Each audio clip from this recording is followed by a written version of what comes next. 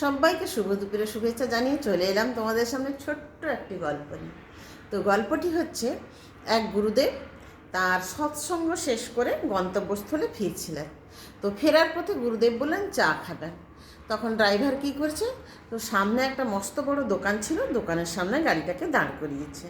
তখন গুরুদেব দেখে বললেন, না, আমি এখানে চা খাবো না, তুমি সামনে আরেকটু এগিয়ে চলো। তখন ড্রাইভার কী করেছে, সামনে আরেকটু এগিয়ে গেছে। এগিয়ে যাওয়ার পরে দেখে সেই সেই বেশ মস্ত বড় একটা দোকান, ওখানে গাড়িটা দাঁড় করিয়েছে। গুরুদেব বললেন, না, আমি এখানেও চা খাবো না। তখন সামনে আর একটু এগিয়ে গেছে, একটা ছোট্ট দোকান, ওখানে চা বিক্রি হচ্ছে। গুরুদেব বললেন, ঠিক আছে, আমি এখানেই চা খাবো। তখন ড্রাইভার নেমে গেছে চা আনতে, বলেছে যে দুটো চা দাও।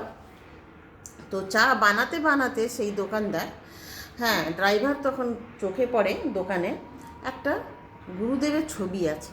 যেই গুরুদেব কিন্তু গাড়িতে বসে আছেন, উনারই একটা ছবি আছে দোকানে, একটা জায়গায় রাখা আছে, ঠিক আছে। তো তখন জিজ্ঞাসা করলেন, ওই ড্রাইভার জিজ্ঞাসা করলো ওই দোকানিকে, যে আচ্ছা, তুমি কি এনাকে চেনো? তখন ওই দোকানি বলছে, না, আমি কিন্তু চিনি না, দেখিনি কোনোদিন, কিন্তু ওনাকে আমি ভীষণ ভালোবাসি, খুবই ভালোবাসি, কিন্তু ওনার কাছে যাওয়ার জন্য আমার খুবই ইচ্ছে। বারবারই টাকা জমাচ্ছি, যতবারই টাকা জমিয়ে রাখছি আমার টাকা সব চুরি হয়ে যাচ্ছে, তো আমি ওনার কাছে আর যেতে পারছি না। তাই আমি বলেছি, গুরুদেব তুমি আমার কাছে আসবে, ঠিক আছে। তো এইটা শোনার পরে ড্রাইভার কী করলো, যে সেই দোকানিকে বলল, তুমি চাটা নিয়ে যাও, এই যে গাড়ির ভেতর যিনি বসে আছেন ওনাকে তুমি চাটা দিয়ে এসো। তখন ওই চায়ের দোকানি বলছে, না, আমি আর যাব না, কারণ যতবার টাকা রেখেছি আমার সব চুরি হয়ে গেছে, এবারও যদি আমার চুরি হয়ে যায় তাহলে আমি গুরুদেবের কাছে আর যেতে পারবো না। তখন এইটা শুনে ওই ড্রাইভার উনি বললেন, ঠিক আছে, তোমার টাকা যদি চুরি হয়ে যায় তার দায়িত্ব আমি নেব, আমি তোমাকে টাকা দিয়ে দেবো, তুমি যাও, তুমি চাটা নিয়ে গাড়ির ভিতরে যিনি বসে আছেন ওনাকে তুমি চাটা দিয়ে এসো। তো চাটা যখন দিতে যায়, ওই দোকানি দেখে গুরুদেব স্বয়ং নিজেই বসে আছেন।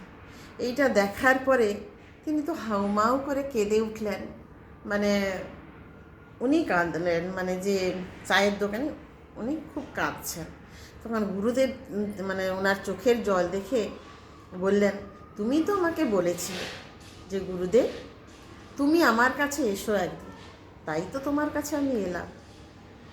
তাই বলি, মনে যদি ভক্তি থাকে না, যে কোনো উপায়ে ঠিক কিন্তু দর্শন পাওয়া যায়। তো জানি না আমার গল্পটি তোমাদের কেমন লাগলো। যদি ভালো লাগে তোমাদের, অবশ্যই একটু লাইক, কমেন্ট, শেয়ার করো, আমার সাথে পাশে থেকো। সবাইকে টাটা, বাই বাই।